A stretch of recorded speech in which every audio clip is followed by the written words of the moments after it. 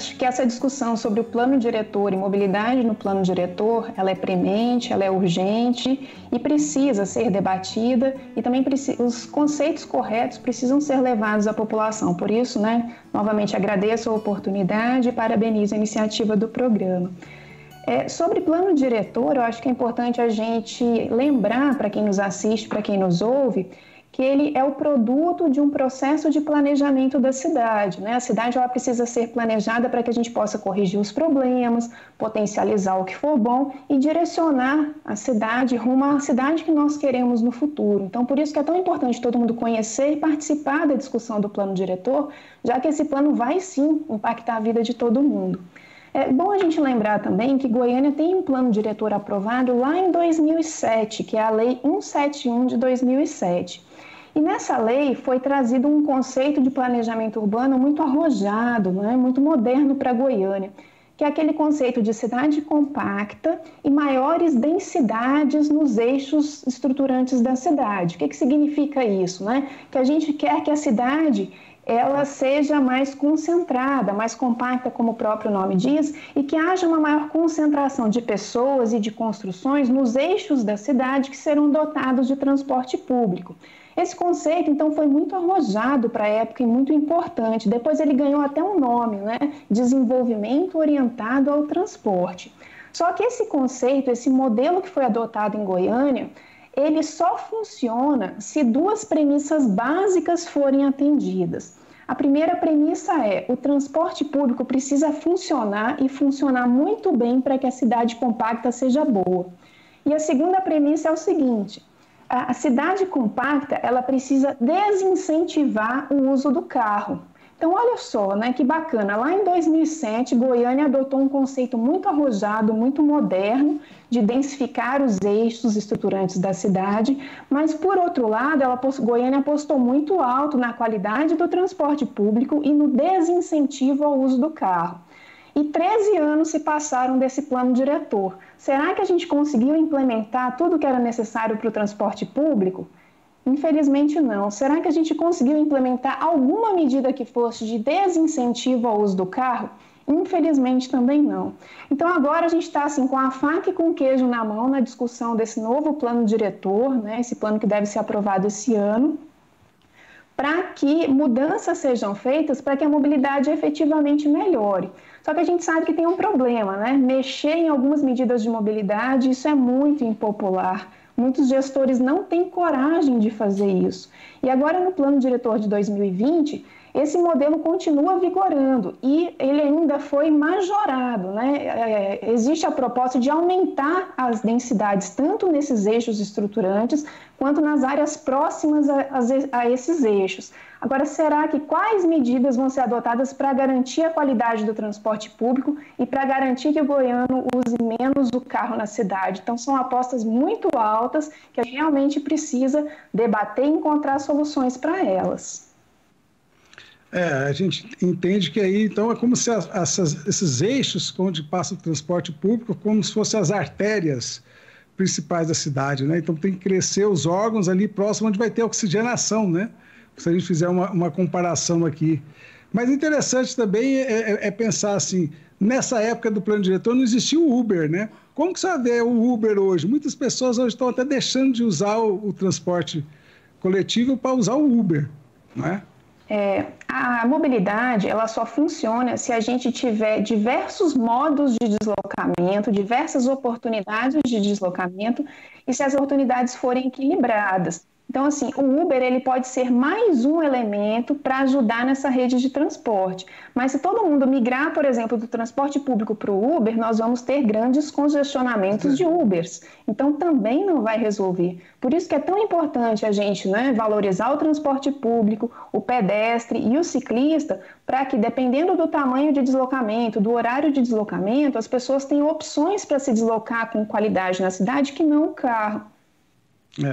Essa proposta também que ele fala a respeito do subsídio, Tem cidades hoje que estão mais à frente nesse sentido? Como que está a conversa nesse sentido de existir um subsídio para baratear o custo da passagem? Esse tema é muito importante da gente esclarecer e discutir, né?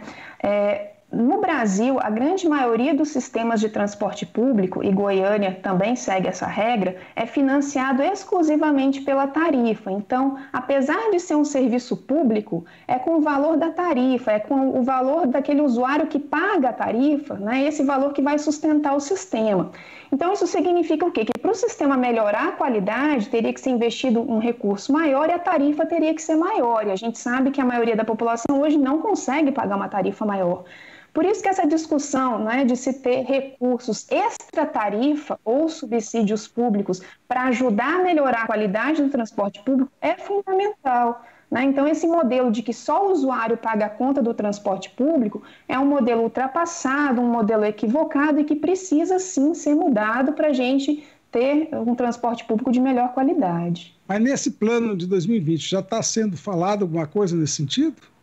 Olha, o plano de 2020, assim como o plano de 2007, tem muitas intenções, muitas propostas positivas para o transporte público, né? Inclusive se fala em subsídio à tarifa, se fala num fundo para a melhoria do transporte público. Agora a gente tem que se perguntar assim, qual é o prazo que isso vai ser implementado? De onde vai sair recurso para ajudar na tarifa ou para abastecer esse fundo? Então, assim, boas intenções, o plano está cheio. Agora, a gente vai conseguir fazer com que essas boas intenções saiam do papel? Essa é uma grande pergunta.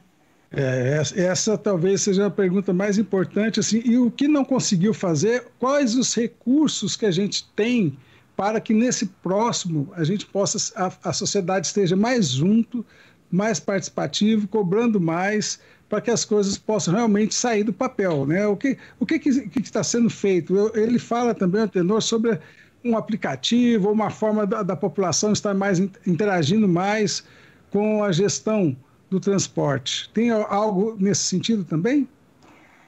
Desde 2014, a rede metropolitana aqui já, né, foi uma das pioneiras no Brasil a lançar um aplicativo onde os usuários podiam acompanhar o número de veículos, o trajeto desses veículos e tudo mais.